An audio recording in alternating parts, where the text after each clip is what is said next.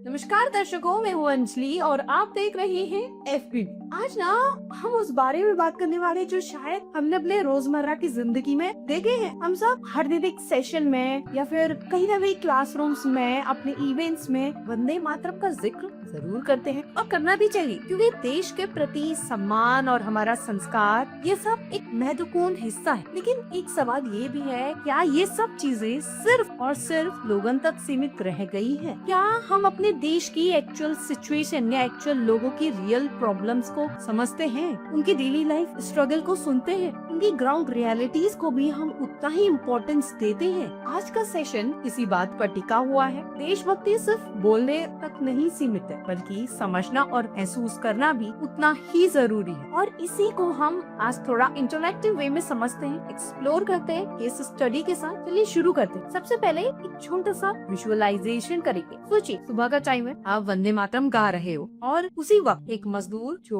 अपनी 12 घंटे ड्यूटी के लिए निकल पड़ता है अपने घर से, वो भी बिना किसी ब्रेकफास्ट के, बिना किसी खाने के। क्यों? क्योंकि उसके घर में सामान ही नहीं था, उसके पास पैसे ही नहीं थे। हम कहते हैं कि वंदे मातरम मेरा भारत महान। क्या हम उन लोगों को देख पा रहे हैं जिनके लिए एक सिंपल सा या एक टाइम का मील भी एक लग्जरी बन चुका है? हम नेशनल प्राइड सेलिब्रेट करते हैं, करना चाहिए, अच्छी बात है, लेकिन क्या हम कभी रुक करके सोचते हैं कि कितने लोग अभी भी अपनी बेसिक हेल्थ केयर नीड और न जाने कितनी सारी चीजों से वंचित हैं? कितने बच्चे स्कूल नहीं जा पाते क्योंकि उनके पेरेंट्स के पास पैसा ही नहीं होता? कितने लोग स्लम्स में रहते हैं? आज भी कितनी औरतें घर से बाहर निकलती ही नहीं है, मगर क्यों? सेफ्टी, वो सेफ फील करती ही नहीं है। कितने फार्मर्स अपनी फसल का सही दाम नहीं ले पाते? आए दिन कोई ना कोई मसला चलता रहता है। और भी कितनी परेशानियां है ना, जो शायद हमने कभी देखी ना हो, मेंशन ना की हो। यही सब भी तो देशभक्त कहलाता है। अगर हम किसी की मदद कर दे तो शायद वो भी एक देशभक्त है, ह्यूमैनिटी है। और जब हम सिर्फ लोगों से मीट करते हैं अब की बार 400 पार, मगर ग्राउंड रियलिटीज देखें, हम उनको इग्नोर कर देते हैं। देश सिर्फ गीत, रंग या फिर इवेंट से नहीं बनता है। देश बनता है लोगों से, लोगों की ग्रोथ से, उनकी हेल्थ से, उनके अपलिफ्टमेंट से, उनकी सेफ्टी से,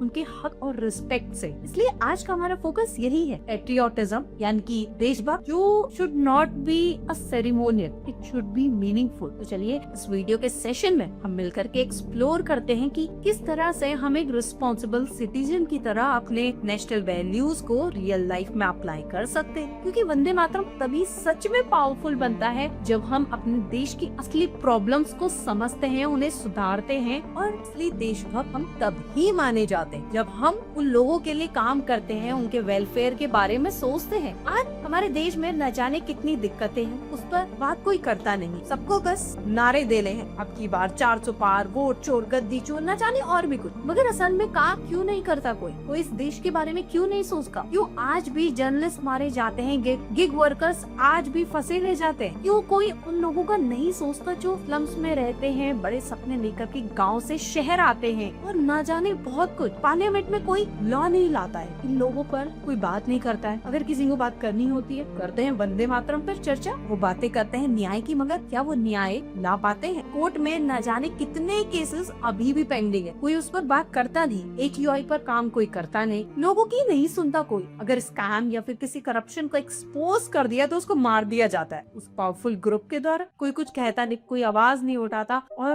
कभी किसी गली, किसी घर में रेप हो जाता है तो गलत सब उस लड़की को ही ठहराते। कभी किसी ने सोचा नहीं, कभी किसी ने ये कानून बनाया नहीं, कभी किसी ने उस लड़की पे एलिगेशन लगाया है। सब यही कहते हैं लड़की की गलती है। आए दिन न जाने कितने रेप होते हैं, कितनी लड़कियों के साथ, बच्चों के साथ, कोई कुछ कहता ही नहीं है। और कई बार तो कितने केसेस फाइल ही नहीं हो पाते। अब सवाल ये है कि क्या देश के असली इशू पर बात करना देशभक्ति के खिलाफ है? नहीं, बिल्कुल बिल्कुल यही तो असली देशभक्त है, जब हम सब सच को सामने लाते हैं, बोलते हैं, लोगों के लिए काम करते हैं, उनकी दिक्कतें सुनते हैं, उनके लिए कुछ अच्छा करते हैं। चलिए आगे बढ़ते हैं और कुछ रियल लाइफ एग्जाम्पल्स को, सिचुएशंस को देखते हैं। ऐसी सिचुएशन जिसके बारे में हम सब सुनते तो हैं, पर हम उन्हें अक्सर इग्नोर कर देते हैं। कई सारे रेप के केसेस है। मालेगांव का केस ले लो जो रिसेंट है, जो शायद चर्चा में है। नवंबर 2025 में महाराष्ट्र के मालेगांव के पास एक विलेज में 3 या 4 साल की लड़की हो, छोटी सी लड़की घर के बाहर खेल रही थी, गायब हो गई। जब ढूंढा तो पता चला उसकी तो मौत हो चुकी है और उसके साथ रेप हुआ है। सिर्फ स्लोगन से देश स्ट्रॉन्ग नहीं होता है। देश स्ट्रॉन्ग तब होता है जब हर बच्चा सेफ हो, उसको जस्टिस मिले, फास्ट सिस्टम हो, वो भी जस्टिस का, और क्रिमिनल्स को स्ट्रिक्ट से स्ट्रिक्ट पनिशमेंट मिले। आपको क्या लगता है, क्या ये सही है? क्या हमारा सिस्टम सही है? अगर हम प्राउडली बोलते हैं मेरा भारत महान, तो क्या एक छोटी सी बच्ची की सेफ्टी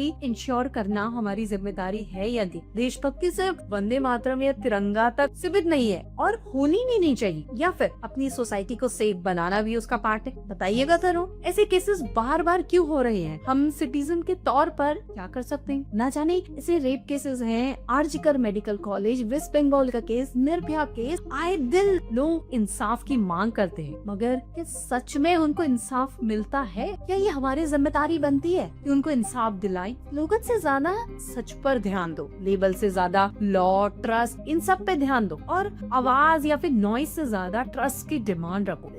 ये तो हुआ एक हिस्सा कहानी का। अब बात करते हैं दूसरा हिस्सा, अनएम्प्लॉयमेंट, बेरोजगारी आए दिन बढ़ती रहती है। Employment data base PLFS report ये कहता है कि GDP हमारा इतना इकोनॉमिक लेवल है, मगर आपने देखा है वो बढ़ता तो है मगर प्रोडक्शन उतना ही कम हो जाता है। इन्फ्लेशन हमारी सोसाइटी में बढ़ जाता है और तभी GDP बढ़ता है। और ये सब बता करके हमको ये बेवकूफ बनाते। रियलिटी ऑफ GDP इसकी वो गैस लाइट द पीपल, मगर क्या ऐसे काम होता है? एक और एग्जाम्पल समझते हैं, उन लोगों की जो शायद दिन भर अपना काम करते हैं, प्रेशर में सिर्फ 10 मिनट डिलीवरी के लिए। अब समझते हैं केस स्टडी, वो भी गिग वर्कर की, एक डिलीवरी बॉय की, नॉर्मल आम इंसान की जो अपने 2 रोटी के लिए घर चलाता। अब एक और रियल सिचुएशन सोच, आप घर में इसी में बैठे और आपने ऑर्डर किया 10 मिनट डिलीवरी ऑर्डर करते ही, पर सोचिए वो राइडर किस स्पीड से, किसी ट्रैफिक से, किसी रिस्क से आ रहा है। अपने एक्सीडेंट रिपोर्ट होते हैं आए दिन, तो उन पे क्या कोई बात करता है उस बारे में? कितनी बार उनको टाइम प्रेशर दिया जाता है, कितनी बार उन्हें सही सैलरी नहीं मिलती। हम फूड एंजॉय करते हैं, लेकिन उनकी लाइफ के स्ट्रगल्स कब देखने को हमें मिलते हैं? कभी ये किसी ने पूछा है? अब एक सवाल आप सभी से, अगर देश के ये इश्यूज, स्कैम्स, करप्शन, फार्मर्स की हालत, safety, justice system, gig workers और पोल्यूशन, अनएम्प्लॉयमेंट, अगर ये सब हमें इग्नोर कर दे तो वंदे मातरम का असली मीनिंग क्या रह जाएगा? कमेंट में जरूर बताइएगा। आपको क्या लगता है इसका